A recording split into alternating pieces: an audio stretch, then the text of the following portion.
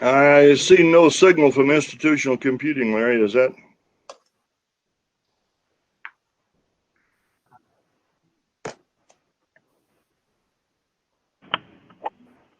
It shows connected on this end. Okay. It does not show that you're broadcasting yet. This is Amanda.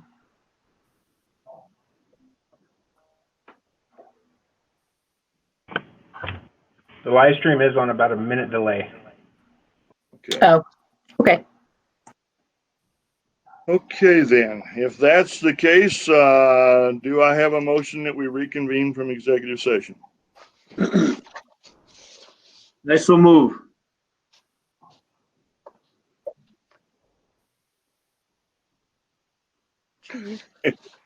Okay. Jimmy so moves. Jimmy Sandoval so moves. I need a second, please. Liz Estrada, second. Okay. Connie, roll call.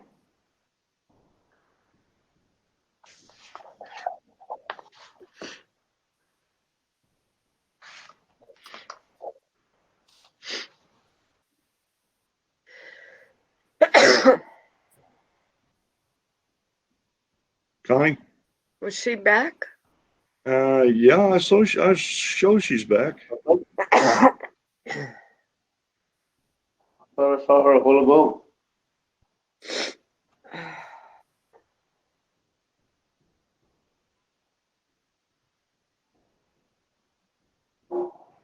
Okay, Connie, are you there? Yes, I am. Okay. Sorry about that. That's okay. Did you get the motion in the second? Yes, sir, I did. Okay, would you do roll call and reconvening from executive session, please? Okay, Ms. Stevenson?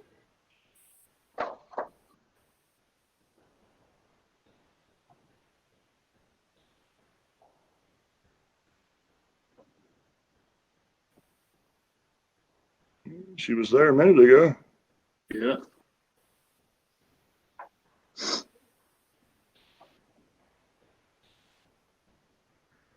I don't know where she's at. Looks like Teresa may have fell out.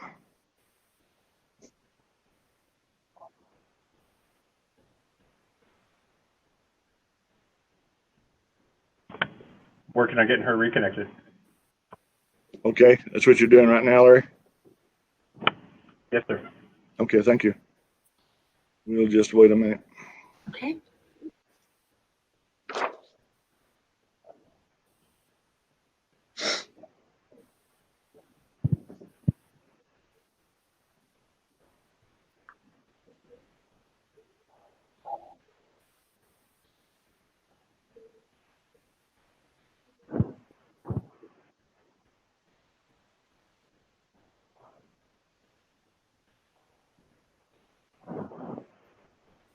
I'm sorry, I disconnected somehow.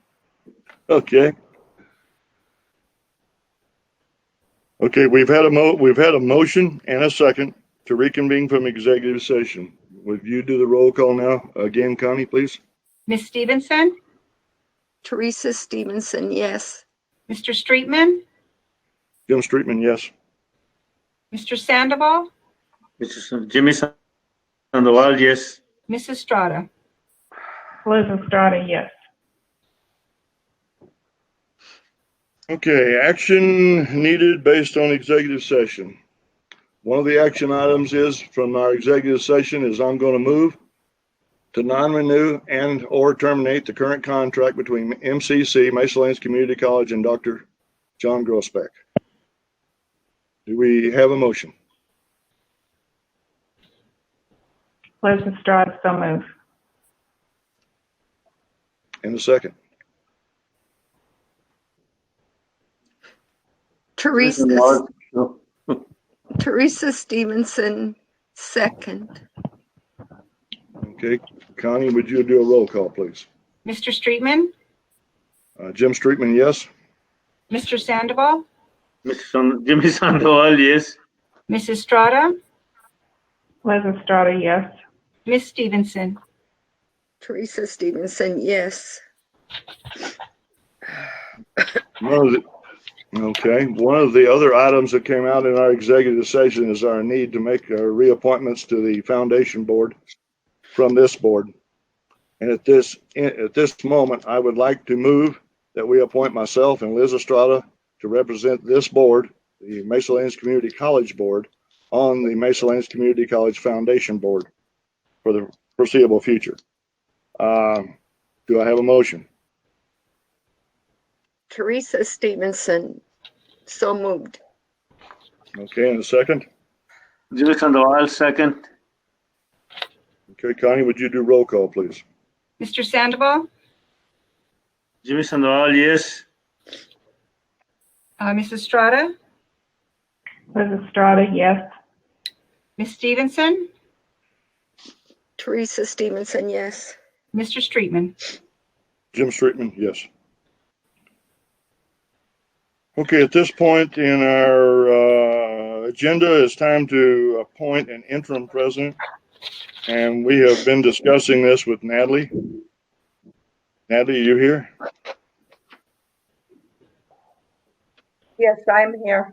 Okay. Is that agreeable with you? Yes, it is. Okay. The other thing we talked about in the executive session is a slight bump in your salary by 10%. Is that agreeable also? I think, I believe so, but I think that would be equivalent to what I received last time as Yes, ma'am. interim. Okay, Yes, ma'am. yes. Okay. Then if that's the case, do we have a motion to appoint Natalie as interim president with a 10% salary increase? As Liz, correct me. Yes, with the 10% being paid during the term of her serving in this capacity. There you go. Thank you, ma'am. Okay, that being said, do we have a motion in effect for that? Liz Estrada, so moved. Jimmy And Sandoval, second. Okay. Connie? Mr. Sandoval, Yes. Ms. Estrada, Liz Estrada, yes. Ms. Stevenson, Teresa Stevenson, yes. Mr. Streetman. Jim Streetman, yes. Okay, chairperson report. Right now, I don't have anything. I guess we'll go on to Natalie. It'll be your turn to step in now. Okay, Natalie Gillard, and the first item under the president's reports is graduation. And graduation is currently scheduled for Friday, May 8th. And due to the COVID epidemic, that's happening at this time, we would like to discuss either canceling and or postponing graduation. And an additional alternative would be to have a virtual graduation. So I would ask the board to consider either postponing or a virtual, or possibly postponing or a virtual graduation at this time. Okay, are we prepared to do a virtual graduation on that date, or would it be better to postpone and do a virtual graduation a little bit later in the summer? I think it would be better to postpone, and that will give us enough time to get a virtual graduation up and do a nice job of it. Yes, ma'am. That was my thinking on that when you said that. So, okay, discussion? Anybody else?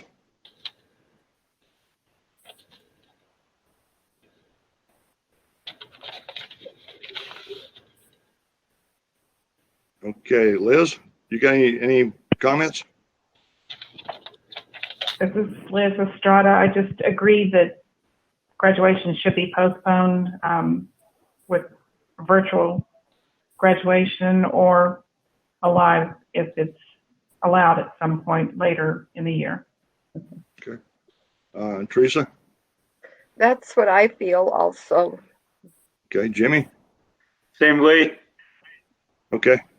Well, Okay. and if that's the case, then do we have a motion on the floor to postpone and plan for a virtual graduation in the future? Yes. If possible. Do I have a motion? Liz Estrada, so moved. Okay, and a second. Jimmy Sandoval, second. Roll call, Connie? Mr. Sandoval, Jimmy Sandoval, yes. Ms. Estrada, Liz Estrada, yes. Ms. Stevenson, Teresa Stevenson, yes. Mr. Streetman. Jim Streetman, yes. Okay, Natalie, I guess you can continue on with your personnel handbook and so forth. Okay, if you will turn your attention to Exhibit 3. Here is a draft policy on employee leave due to public health outbreaks such as the COVID-19. So this is a policy that I think we should eventually adopt this policy or a similar policy, just because of the nature of what we're experiencing, and this is something we have never experienced before. In addition to the first section, which is 7.2.4 public health policy, and then the draft policy for consideration follows. Then there is following that is public health FMLA leave policy and draft policy that would fall under that category as well. So I would like to just open it up for discussion. I think this is something that many institutions such as our own are having to create and become a part of our policy, in addition to existing policies we have in place on leave.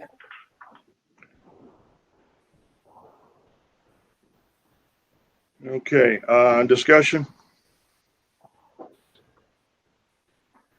I read it and I didn't see any problem in it in case if it's used for the future.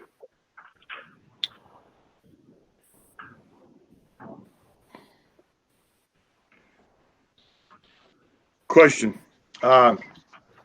Natalie, Amanda, both of you guys can probably answer this, but we have already budgeted for this year, correct, through June the 30th? Is that not correct? Yes, you are correct. Then why don't we just continue with the salaries the way they are, at least till June the 30th? Okay.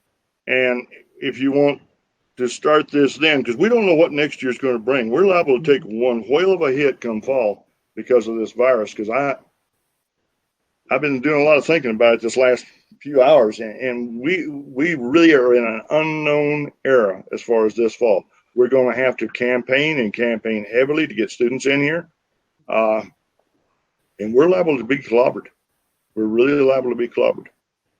But if this were to start, say, in the fall or after June the 30th, that would at least give our employees their current salary up till that point, which we'd already have budgeted. Now, what happens after that? I don't know. We don't know. Anybody else got anything different to add to that, or more to add to it, or? Nope. Natalie, is it my understanding that at the current time, under COVID-19, that the 10 weeks pay that would follow and be combined for the total of 12 weeks pay is to be reimbursed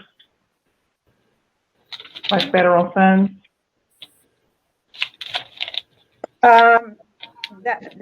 That is a very good question, and I will have to say I'm going to have to verify that. I can't answer with a definite yes on that. Okay. Well, you know what, guys? That's a good question. And that being said, why don't we just table this thing until possibly the May meeting or even the June meeting? Okay. And until we can get a little bit more information and know where we're going to stand on this. if nobody's in disagreement, do we have a motion to table this for the time being? No problem.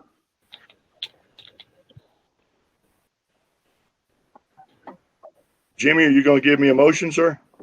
Yes, sir, go ahead. I shall move to table it for later on. Okay, thank you, Jimmy. And a second. Teresa Stevenson, second. Okay, roll call, please. Ms. Estrada, Liz Estrada, yes. Ms. Stevenson, Teresa Stevenson, yes. Mr. Streetman, Jim Streetman, yes. Mr. Sandoval. Jimmy Sandoval, yes.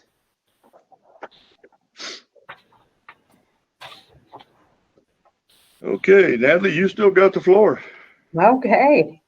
So I have good news with regards to our HLC interim monitoring report that was submitted to HLC. And the what we were to do was to provide the means for students, the college community, the employees, whoever feels that they have a concern or comment, that they have a means of providing such to us. So with the help of Larry, and he helped me a lot, I provided the language, and he was able to create online forms for a number of areas of concerns and or comments that are accessible on our webpage under the consumer information link. And you can file both formal and informal complaints. And anyway, that was accepted. No further action is needed. And if the board would like a copy of the report analysis that I submitted, let me know and I will provide that to you. The last I checked, which was a couple of days ago, this because this is public information, it was not up on HLC's website at the time, but eventually it will be. That our interim report was accepted and no further action. We do have another report due on June 1st of 2021. But the first monitoring report, interim monitoring report, has been accepted. That's great. Thank you. You're Okay. welcome. I guess moving on. Student Affairs, Dr. Kennedy.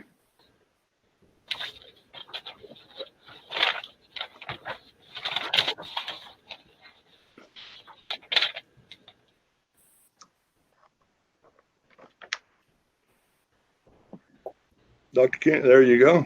There we go. No report from me, but I just wanted to say congratulations to Natalie. Thank you, Dr. Kennedy. Okay, that broadcasted.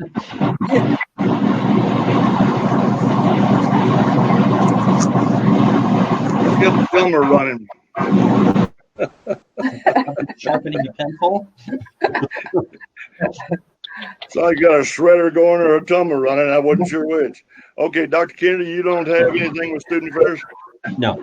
Okay. In that case, let's move on to Administrative Affairs. Ms. Amanda Hammer, Vice President. Good afternoon. So the first item on the agenda is Exhibit 4, and it is a tuition increase proposal for the 2020-2021 academic year. We're looking at possibly increasing our tuition by 5% for in-state and 5.45% for out-of-state. This would bring our current rate to this would bring the in-state rate to $63 per credit hour and $116 per credit hour for the out-of-state students. As you can see on the exhibit, That would bring us, for a full-time student that is enrolled in 12 hours, their tuition only would be $756 for an in-state student. An out-of-state student would be $1,392. This does not include any fees that would be on top of the tuition. I have provided a chart that shows basically the 2-year schools on the eastern side of the state. Includes Luna Community College, Clovis Community College, ENMU Roswell, Santa Fe Community College, and New Mexico Junior College. Does anyone have any questions?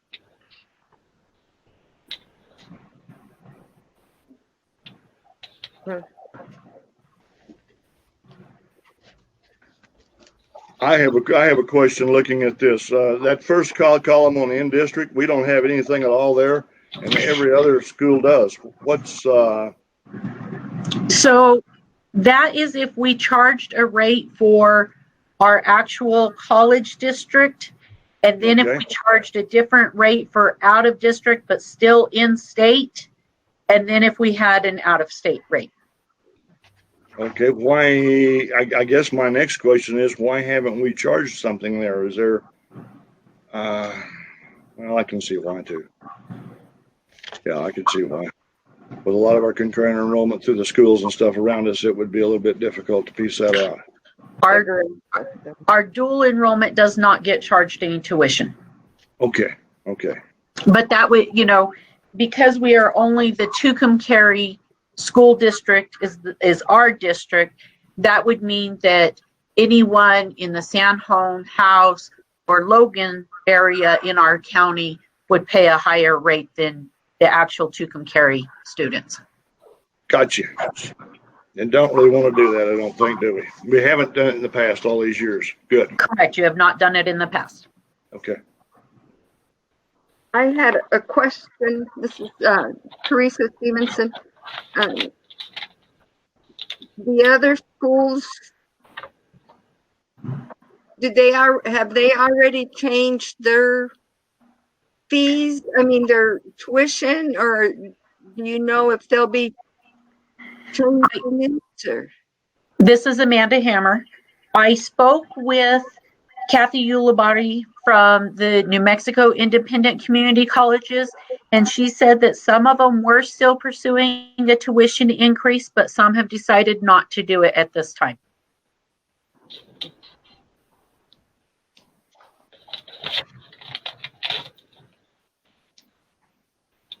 Okay.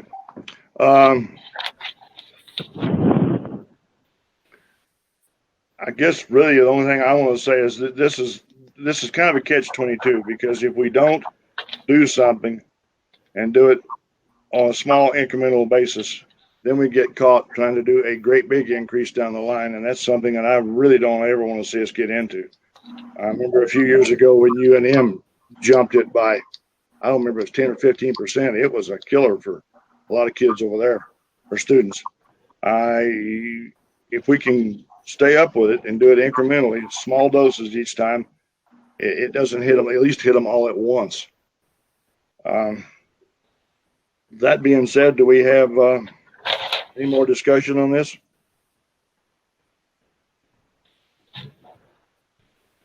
Okay, if we have no more discussion, do we have a motion to approve this tuition increase of 5% for out of district, in-state, and 5.45% for out of state? Mr. Streetman, this is Amanda Hammer. Yes. I neglected to say that the in-state would be an increase of $3 per credit hour, and the out-of-state would be an increase of $6 per credit hour. So Okay. everyone has an idea of the actual dollar amounts per credit hour that we are talking about. I know the percentage is there, but I wanted to make sure that was clear as well. $3 and $6? Yes, ma'am.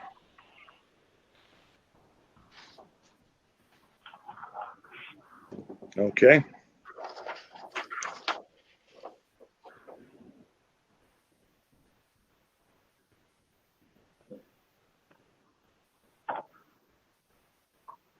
And I guess back to my question. Do we have a motion to approve the tuition increases as presented?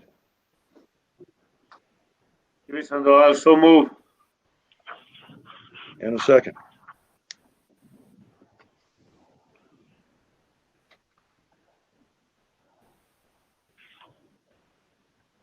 Liz Estrada, second. Okay. Roll call, please. Ms. Stevenson, Teresa Stevenson, yes. Mr. Streetman, Jim Streetman, yes. Mr. Sandoval, Jimmy Sandoval, yes. Ms. Estrada. Liz Estrada, yes.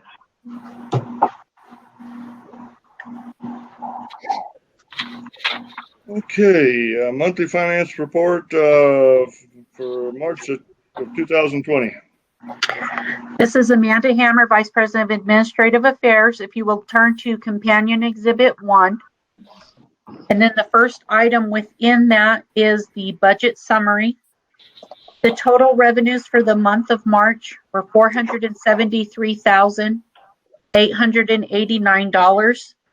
The total expenditures for the month were $694,703. We had a decrease a net decrease of $220,814. Okay. The second exhibit inside there is the certificate of deposit activity for the month of March. We had multiple CDs that paid interest that month.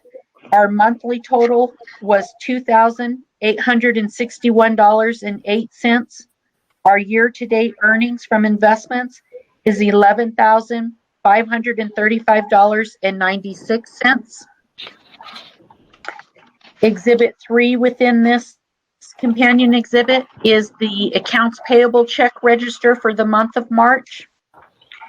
We had a total of $133,736.85 for items in the month of March. If anyone has any questions, I will do my best to answer them.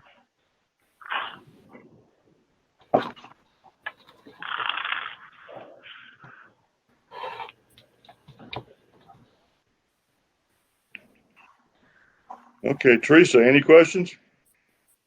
No questions. Liz, any questions? No question. Jimmy? No question.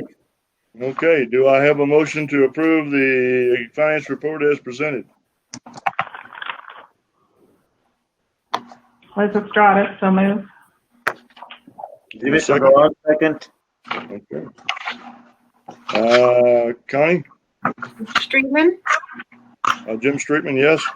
Mr. Sandoval, Jimmy Sandoval, yes.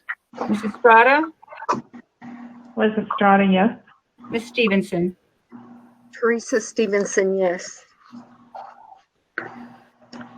Okay. Amanda, you still have the floor. Yes, sir. The next exhibit inside the notebook is exhibit number 5. The first one is an unrestricted budget adjustment request.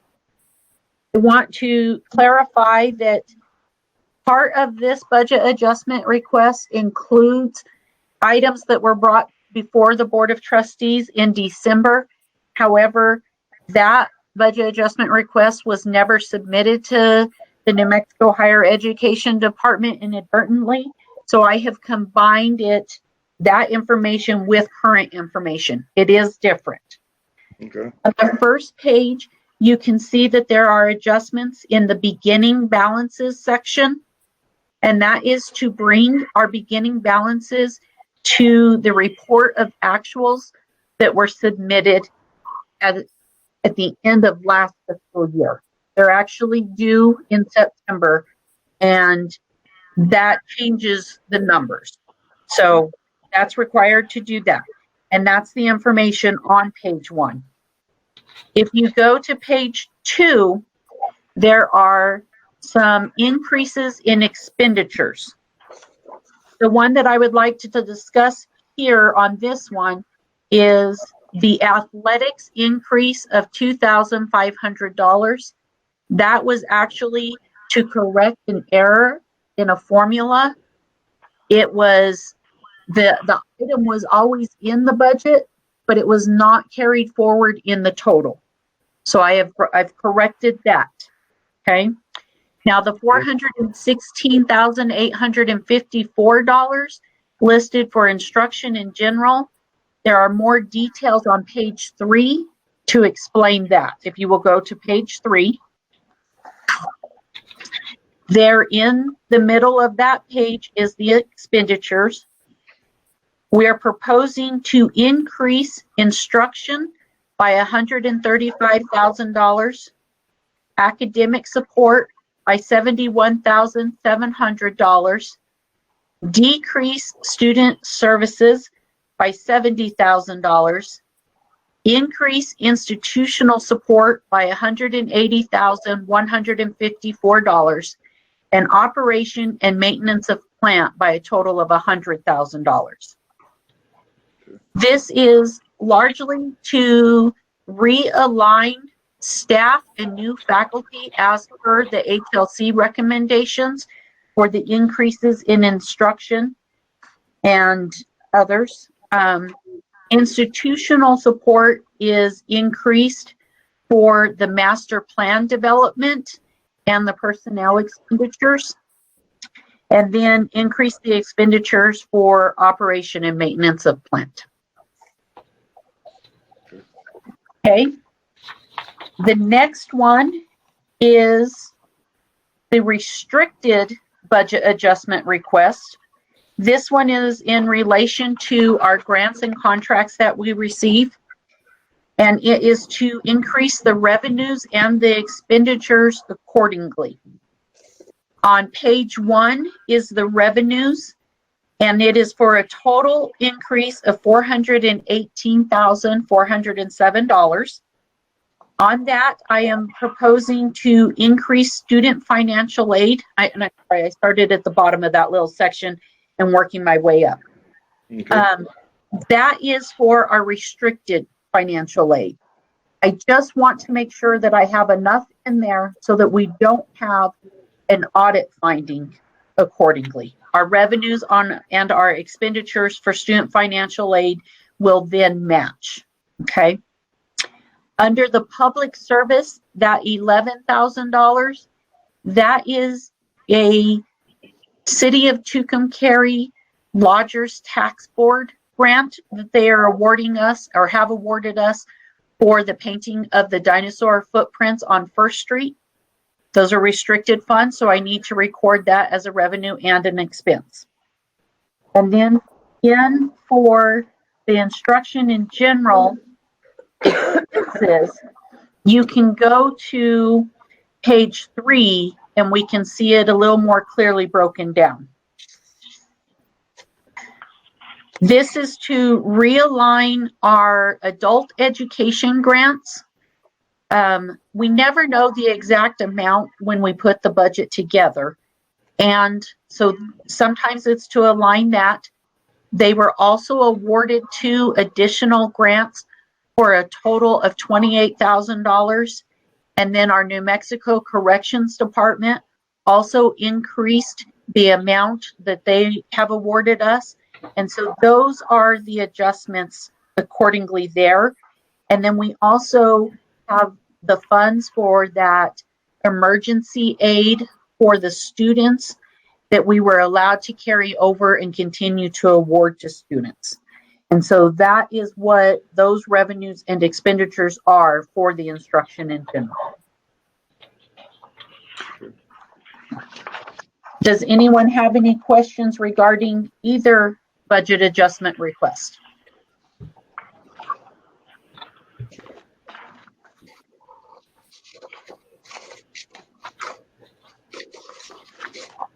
Okay, if we have no questions, do we have a motion to approve the bar adjustment request as presented?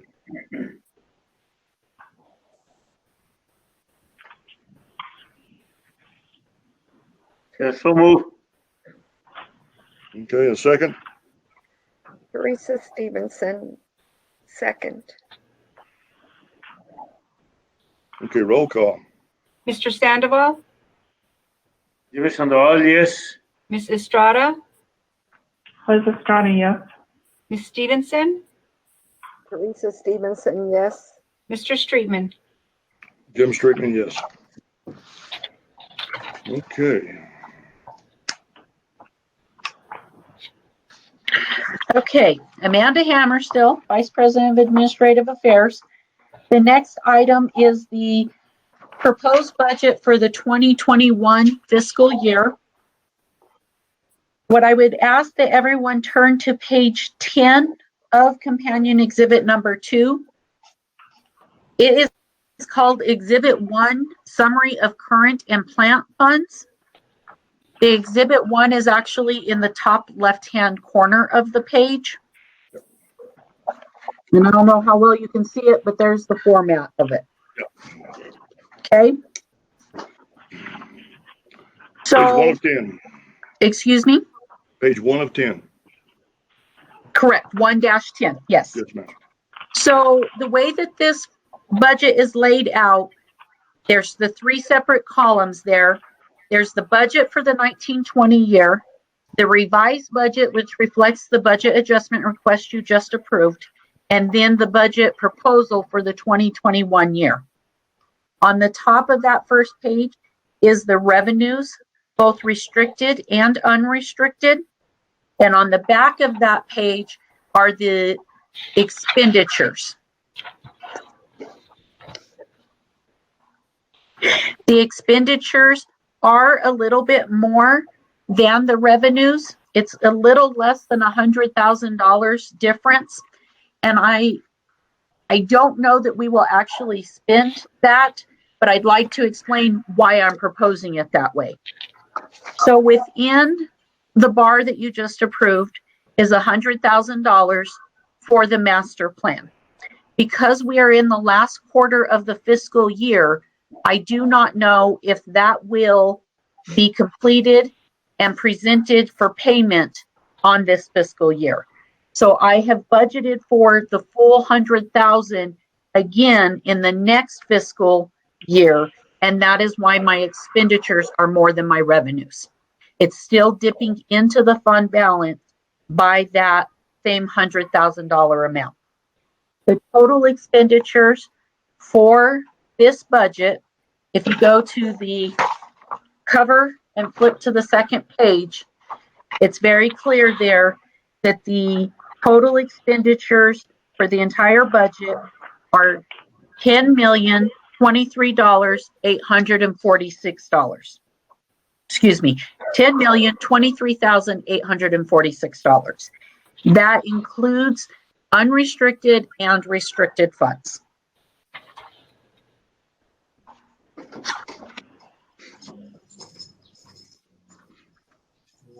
Yeah, it's good.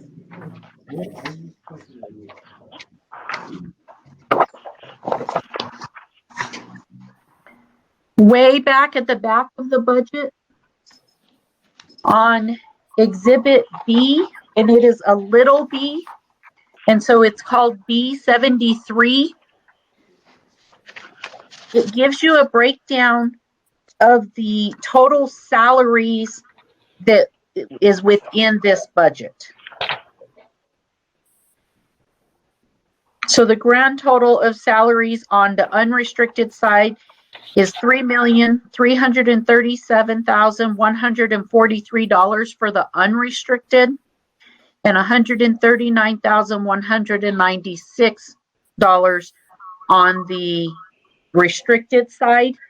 So together with that and the plant funds, which includes our GO bond and severance tax bonds, personnel is about half.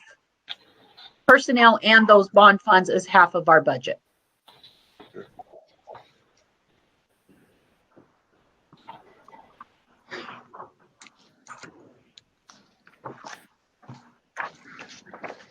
Are there any questions?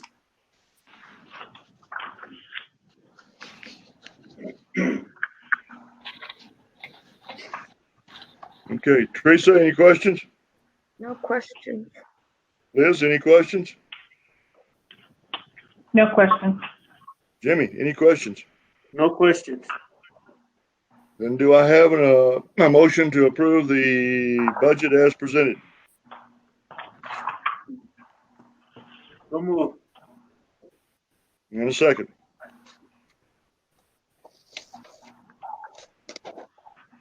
Liz Estrada, second. Okay, roll call, please. Mr. Sandoval, Jimmy Sandoval, yes. Ms. Estrada, Liz Estrada, yes. Ms. Stevenson, Teresa Stevenson, yes. Mr. Streetman. Jim Streetman, yes. Okay, Amanda Hammer, Vice President of Administrative Affairs. The last item on my section of the agenda is the proposed audit contract between the college and Atkinson and Company. This is year number 2 of a multi-year proposal that we accepted last year. At the current gross receipts rate, the total compensation for this contract would be $45,847. There is a possibility that the gross receipts will adjust, but we do not have to adjust the contract if it goes up. I tried to research it to see if I could find if the city of Albuquerque was increasing as of July 1, and I did not find that on their website. Okay, you want to run that number by me again, please? 45,008. 47. It's on page 2 of the audit contract. Yes, ma'am. Yes, ma'am. Thank you. We have had 4 years with Atkinson and Company, and we've had the same partner on our audit all 4 years. We would have a couple of different people out here doing some of the field work, but I have been very pleased with their work in the past, and I propose that we stick with them and proceed. Okay. Are we going to be with them for another 4 years? No, sir, after this coming audit, which is what this contract is for, we're only allowed 1 more year, and then we have to take a break.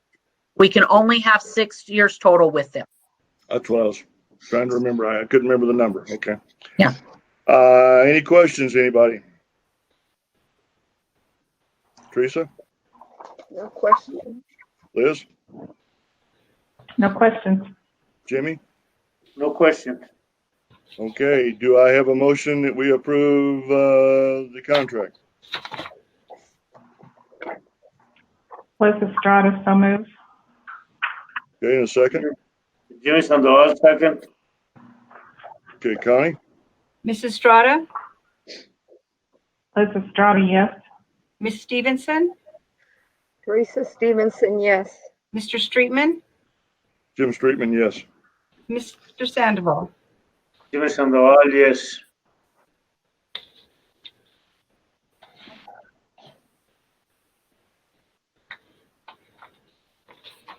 Okay. Do we, new business? We don't have any new business at this time. Okay, Dr. Kennedy, you got anything?